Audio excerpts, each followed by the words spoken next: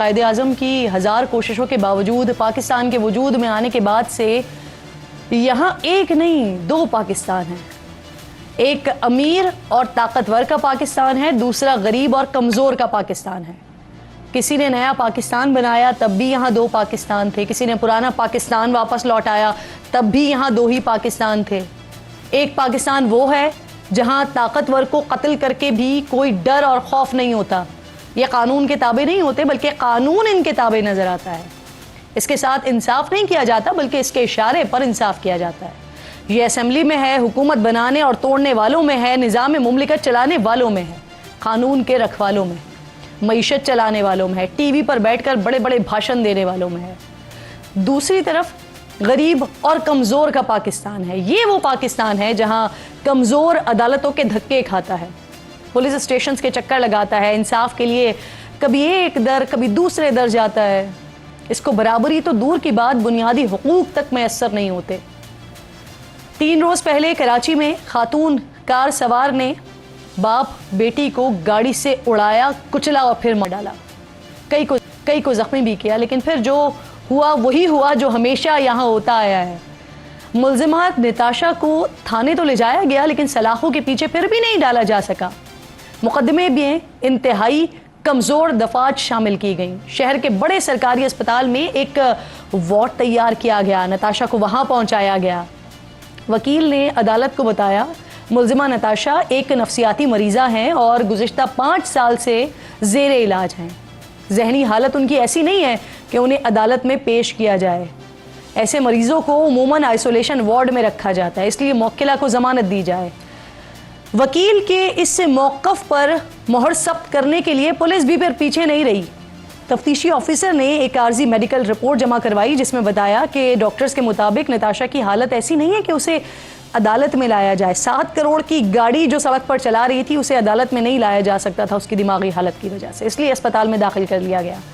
یہ خبر ناظرین میڈیا پر رپورٹ ہوئی تو سوشل میڈیا پر عوام بھڑک اٹھے. ایک بھرپور مہم چلائی گئی جس کے بعد نئی اور حتمی میڈیکل رپورٹ سامنے آئی. ڈاکٹر نے بتایا کہ ملزمہ کے اہل خانہ کے مطابق وہ ذہنی مریض ہے, تاہم اہل خانہ مریضہ کے حوالے سے کوئی ریکارڈ پیش نہیں کر سکے ہیں. مریضہ کی فی الحال نفسیاتی رہنمائی کی کوئی ضرورت نہیں ہے. مریضہ نے اسپتال میں اپنے آپ کو نقصان پہنچانے کی کوئی کوشش نہیں کی, لہٰذا اب مریضہ کو اسپتال سے فارغ کر دیا گیا ہے. عدالت نے رپورٹ دیکھنے کے بعد ملزمہ کو جیل منتقل کرنے کا حکم دے دیا ہے. اب ایک اور نئی CCTV فوٹیج ہمارے سامنے آئی ہے جس کے مطابق خاتون نے باپ بیٹی کو کچلنے سے پہلے بھی ایک سفید رنگ کی گاڑی اور موٹر سائیکل کو ٹکر ماری تھی اور وہاں سے وہ فرار ہو گئی تھی, جسے بچانے کے لیے اب سارا کا سارا جو نظام ہے نا وہ بڑا ایکٹیو پرو ایکٹیو نظر آ رہا ہے. میڈیا اور سوشل میڈیا کے دباؤ کی وجہ سے کچھ ضروری کارروائی ہو رہی ہے, لیکن کیا سزا بھی ہو سکے گی اسے؟ یہ سوال یہاں اس لیے اٹھا رہی ہوں کہ اس حوالے سے ماضی کی مثالیں جو ہیں ہمارے سامنے وہ تو اچھی نہیں ہیں. پچھلے سال کی تو بات ہے, سندھ کا علاقہ رانی پور, یہاں جالی پیر کی حویلی میں تشدد سے کمسن ملازمہ کی موت ہوئی تھی. میڈیا میں خبر آئی تو پولیس کی دوڑیں لگیں, سیاسی رہنماؤں نے بڑے بڑے بیانات داغے, ملزمان کو کیفر کردار تک پہنچانے کا مطالبہ کیا. پوسٹ مارٹم رپورٹ میں بھی بچی پر تشدد بھی ثابت ہوا, ریپ بھی ثابت ہوا. پولیس نے جالی پیر اسد اللہ شاہ, پیر فیاض شاہ, ہنا شاہ اور امتیاز کو گرفتار کیا, لیکن اب عدالت میں فاطمہ کی والدہ نے حلف نامہ جمع کروایا ہے کہ بچی کی جو موت تھی وہ طبعی موت تھی. ملزمان بے گناہ ہیں. بظاہر اب ایسی کوئی وجہ ہی نہیں نظر آتی کہ جس کی وجہ سے ملزمان کو کوئی اندر رکھ سکے, لیکن بچی کے والد کا جو بیان ہے نا وہ نہ صرف قانون بلکہ پورے معاشرے کے منہ پر ایک زوردار تماچا ہے.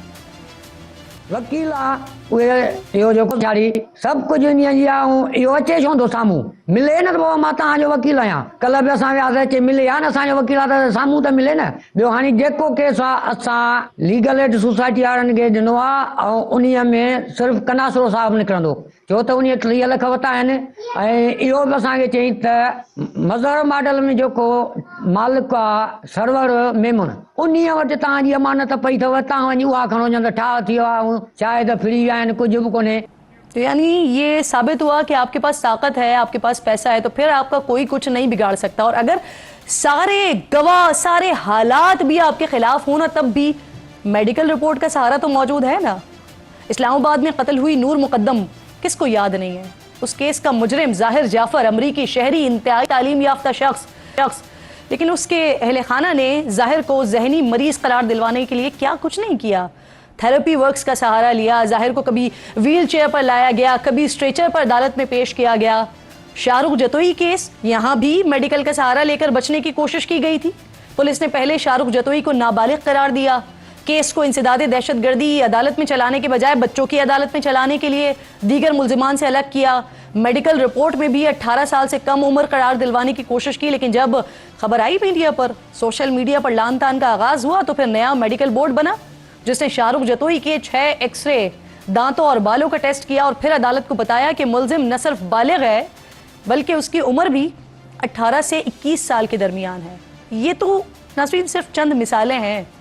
यहाँ ऐसे कई केसेस हैं जहाँ रियासत का, कानून का मजाक उड़ाया जाता है, धज्जियाँ बिखेरी जाती हैं और इसमें पुलिस से लेकर वकील तक, डॉक्टर तक सारे किरदार मशकूक नजर आते हैं। अब बस उम्मीद ही की जा सकती है कि नताशा केस में ऐसा ना हो, मुल्जिमा को कानून के मुताबिक सजा और मकतूलीन को इंसाफ दिया जाए, वरना हमें मालूम है कि ताकतवर का बच्चा जैसे ही कोई जुर्म करता है तो सारा निजाम मिलकर उसे या पागल करार देने की कोशिश करता है या कम उम्र साबित करने की कोशिश करता है। लगता ऐसा है कि उसे सख्त सजा से बचाया जा सके और आखिर में मजलूम खानदान को धमकाने और पैसों से खरीदने के ऑप्शंस भी आजमाए जाते हैं। ऐसा लगता है कि ताकतवर का गुंडागर्दी मचाना, कत्ल व गारतगरी करना, किसी की जान ले लेना इनका बुनियादी हक है और फिर इन्हें बचाना जो है ना, वो हमारा आईनी और कानूनी फर्ज बन जाता है। आज लाहौर में भी एक ऐसा ही दिल दहला देने वाला वाक़या आया है सामने, जहां दोस्त ने चंद पैसों के लिए अपने दोस्त की बेटी को अगवा किया और उसके बाद कत्ल कर दिया। पुलिस के मुताबिक मुल्जिम काशिफ ने 5 साला फजर को अगवा किया और उसी रोज़ कत्ल करके उसकी लाश को जंगल में फेंक दिया। इस दौरान काशिफ बच्ची के वालिद राशिद से मुसलसल तावान भी तलब करता रहा और फिर खुद ही दोस्त बनकर वालिद के साथ बच्ची की तलाश करता रहा। ये वाक़या बिल्कुल मुझे ज़ैनब का वाक़या याद दिला देता है कि जहाँ पर इमरान भी इसी तरह से घर वालों के साथ मिलकर ज़ैनब को तलाश कर रहा था ताकि उस बदबख्त पर किसी का शक ना जा सके। बहरहाल पुलिस नंबर ट्रेस करके मुल्जिम काशिफ तक पहुँची, जिसके निशानदही पर जंगल से पुलिस को अब तक लाश तो नहीं मिल सकी है, लेकिन जाए वक़ुआ से हड्डियाँ मिली हैं, बाल मिले हैं और कुछ कपड़े मिले हैं, जिन्हें फोरेंसिक के लिए लैब भिजवाया गया है ताकि तस्दीक हो सके कि ये हड्डियाँ और बाल बच्ची के हैं या नहीं है। बच्ची के जिस्म के बारे में शुबा जाहिर किया जा रहा है कि उसे जानवरों ने न नोच लिया हो। इस सारे मामले पर बात करने के लिए मेरे साथ प्रोग्राम में मौजूद हैं इस वक्त फजर के वालिदैन। बहुत शुक्रिया आपका कि आप इतने मुश्किल वक्त में इस वक्त प्रोग्राम में मेरे साथ मौजूद हैं। मैं चाहती हूँ कि आपकी आवाज़ जो है वो इक़्तिदार के ऐवानों तक जाए ताकि आपकी बच्ची को इंसाफ दिलवाने की हम कोशिश कर सकें। कब लापता हुई थी बेटी, कैसे पता चला आपको, और तस्दीक कब हुई कि कत्ल हो गई है फजर?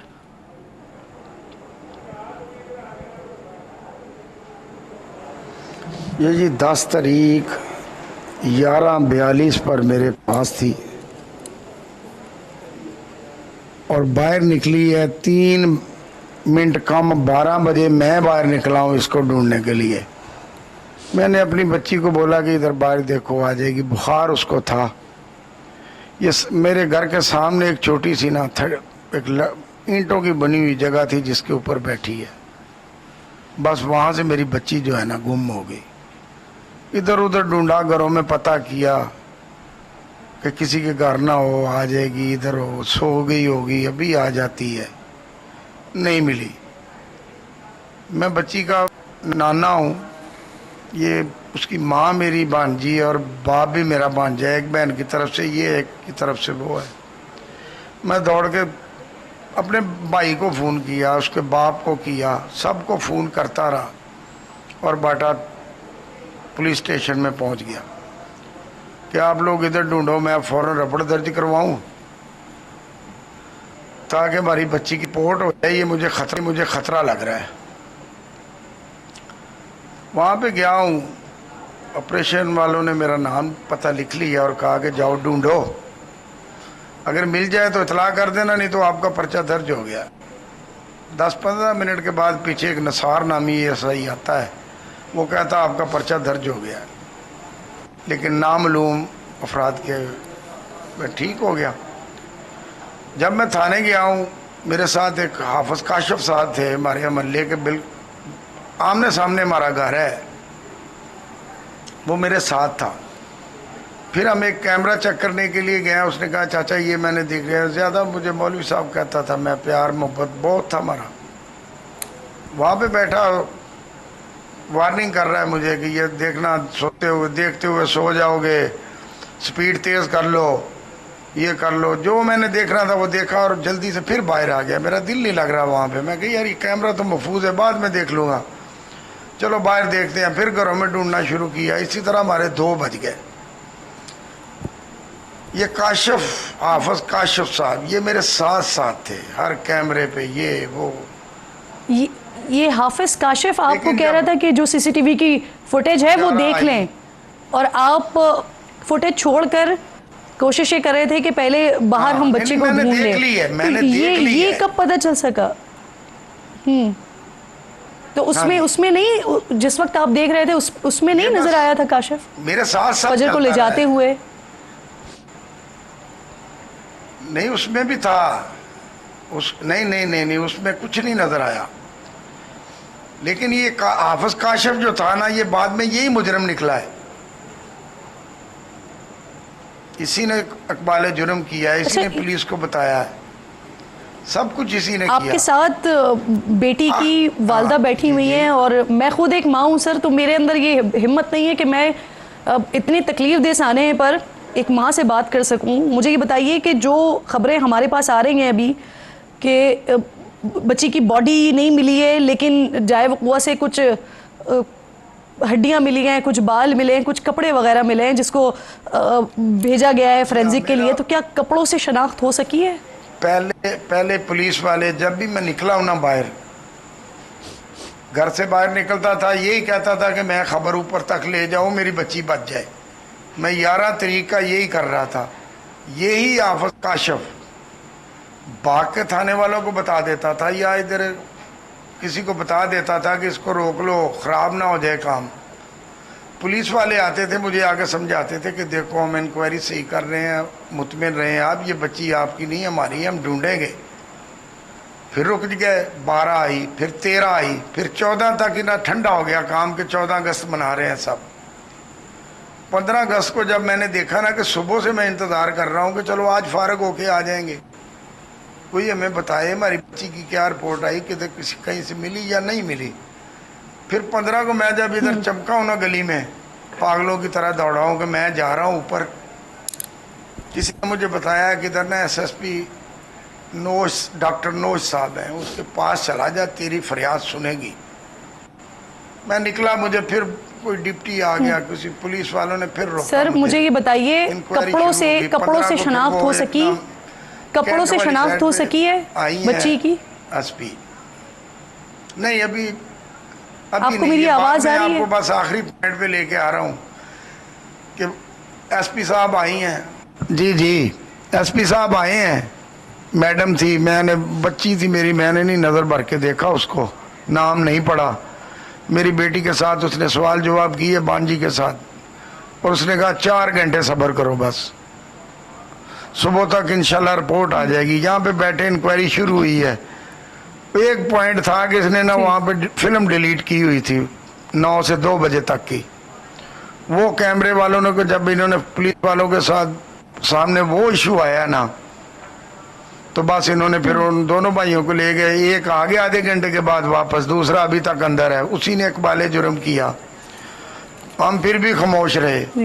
اتنے دن کے بعد مجرم ملا, میری بچی کا کیا بنا, ڈھونڈتا رہا, ہاتھ جوڑتا رہا, ان کے آگے جھولیاں پھیلاتا رہا. میں جو بھی آئے ہیں میرے پاس, خدا کے لیے میری بچی بھی ڈھونڈو, چھوٹی ہے, معصوم ہے, وہ تو مر جائے گی. آپ میرے ساتھ موجود ہیں, اور میں نے جیسے کہ سر آغاز میں کہا تھا کہ میری کوشش ہوگی کہ جو اقتدار کے ایوانوں میں لوگ بیٹھے ہوئے ہیں ان تک آپ کی آواز پہنچائیں, اور نہ صرف ان تک آپ کی آواز پہنچائیں بلکہ آپ کو انصاف بھی دلوائیں. تو رانا احسان افضل صاحب میرے ساتھ موجود, وزیر اعظم کے کوارڈینیٹر ہیں. اس کے ساتھ ساتھ پاکستان پیپلز پارٹی سے حسن مرتضیٰ صاحب بھی ہمیں جوائن کریں گے.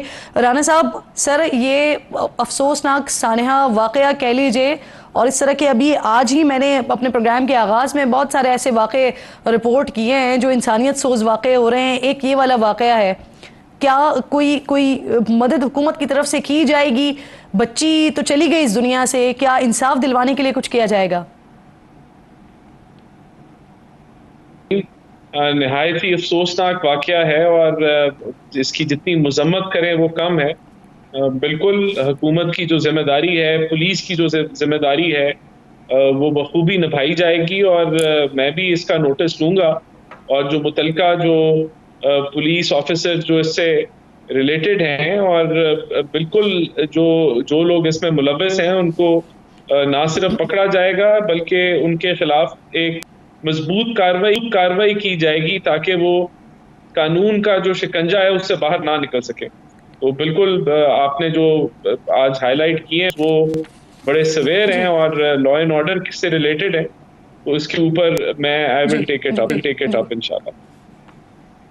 بالکل ٹھیک. رانا صاحب آپ کیونکہ میرے ساتھ ہی موجود ہیں، ہم نے آگے پھر پولیٹیکل سیگمنٹ کی طرف بھی جانا ہے. میں چاہ رہی تھی کہ فجر کی فیملی جو میرے ساتھ موجود ہے، بس آخر میں ان سے یہ پوچھنا چاہ رہی تھی کہ کاشف کے بارے میں جو پھر اطلاعات اور جو آپ لوگوں کو سی سی ٹی وی فوٹیج وغیرہ سے پھر پتہ چلا، پھر غالباً نمبر بھی ٹریس کیا گیا ہے جس سے معلوم ہوا ہے. یہ بتا دیجیے گا کہ جب تک وہ فجر کے والد سے بات کر رہا تھا کتنی رقم کا تقاضا کر رہا تھا، کیا کہہ رہا تھا، اور کیا اس وقت والد کو پتہ نہیں چلا کہ یہ ان کا دوست ہی ہے؟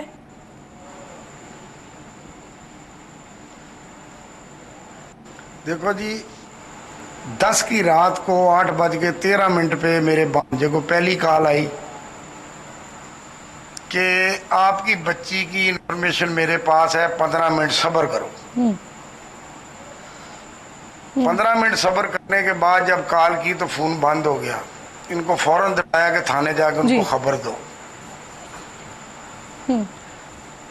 یہ خبر سر آئی. مجھے یہ بتا دیجئے کپڑوں سے شناخت ہو گئی ہے؟ کپڑوں سے شناخت ہو گئی ہے؟ سر مجھے بتا دیں کپڑوں سے شناخت ہو گئی ہے؟ کپڑوں سے تو شناخت ہو گئی ہے، لیکن جو میں پیغام پہنچانا چاہتا ہوں وہ یہ ہے کہ لوگوں نے مجھے آنکھوں میں آنسو آ جائیں گے. میری بیٹی بھی پاس بیٹھی ہے، برداشت نہیں ہوتا کہ انہوں نے ہمیں پہلے تو کالر کی رپورٹ 4 دن کے بعد آئی ہے. اتنی سستی سے یہ کام ہوا ہے کہ کال آ گئی، ہم سرخرو ہو گئے کہ چلو اب ہمارا مجرم پکڑا گیا. پولیس والے بس یوں CDR یہ وہ نکلے گی، پکڑے جائیں گے. نہیں نکلی. آخر پہ جب جو آخری دھچکا انہوں نے ہمیں دیا ہے، جس پہ ہمیں دکھ ہوا ہے، کہ جب ہمیں کپڑے دکھائے گئے نا، وہ کپڑے صاف ہیں، ثابت ہیں، خون لگا، مٹی لگی، اللہ جانے کیا لگا. دور سے دیکھیں ہمیں تو انہوں نے دکھائی نہیں، فلم ہی نہیں دی، اس کی تصویریں ہی نہیں دی. میری بچی کے کپڑے ثابت ہیں، سلوار بھی اور قمیض بھی. یہ اگر کوئی انسان ہے تو سن لے کہ میری بچی کے ایک انچ کے ٹکڑے ملے ہڈیوں کے، گوشت نہیں ملا. سر کے بال ایسے اتارے ہوئے ہیں جیسے کٹ لگا کے مرد خانے میں اتارے جاتے ہیں. پوری ٹوپ ہے اس کی. میری بچی کے کپڑے پورے ثابت ہیں. وہ کیسے جانور تھے؟ اتنے سمجھدار پڑھے لکھے کہ انہوں نے پہلے میری بچی کے کپڑے اتارے، پھر کھا کے خون سے لت پت کر کے رکھ دیے. میرا یہی سوال ہے، اس انسانیت کے ناطے سے حسینیت کو پوچھتا ہوں، کوئی ہے کہ سب یزیدیت کے ماننے والے کیوں نہیں دیکھا گیا؟ ایسی رپورٹیں، ایسی سمجھ میں نہیں آیا. میری بچی ان لوگوں نے ڈیلے کر کے مروا دی.